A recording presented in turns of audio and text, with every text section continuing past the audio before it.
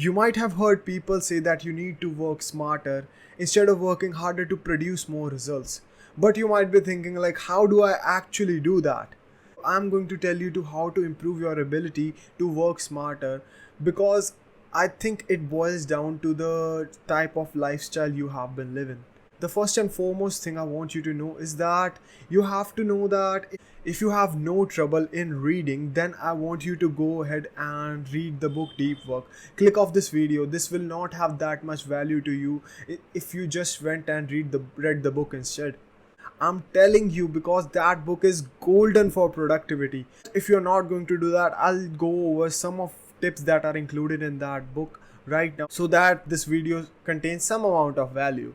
Means that it means working less hours but more intensely and more focused while working. You might think like, I'm already more focused and I work more hours, so why do I need deep work? There is a difference between regular normal shallow work, as the author says it, and something called deep work, because most of us do not realize that how shallow work we have been doing. We just tend to check our emails and social media just after 10 to 15 minutes of working. That is not the actual way to work deeply on something. The first thing you need to do is that you need to make blocks of your time. Like, they could be 90-minute or a 1 hour block, and you have to limit yourself to not use anything else. You just have to work on what you have been doing, not do anything else, not listen to another person. I know it sounds extreme. You just have to put your headphones in and start working. No email breaks, no social media breaks, because that is the way you will be able to produce better outcomes, as your focus will be much better. You will be able to work more smoothly. I mean, the beauty of deep work is so amazing. Like, you have to understand this. You have to know that the less amount of hours you are working and the more intensely you are working on this is going to produce better outcomes. You will be able to achieve what others achieve in 8-hour day. I don't want to spread any false beliefs, because just know that you have been exposing yourself to distractions years from years. So it will take time for you to develop a deep work habit. It will take time for you to get comfortable with it, and you will have to sacrifice some things for it. But ultimately, it dives down to how much obsessed you are with working smartly. Start with a 1 hour of deep work, maybe for a day, and you just set that aside. You just have to tell everybody that I'm not going to be accessible in that hour. I have to complete this in that given hour. That is the way you will move ahead and work more smartly. Bro, just go ahead and read the book Deep Work. It is going to change your life, I guarantee you, because the tips that have been given by Cal Newport, I mean, they are mind blowing.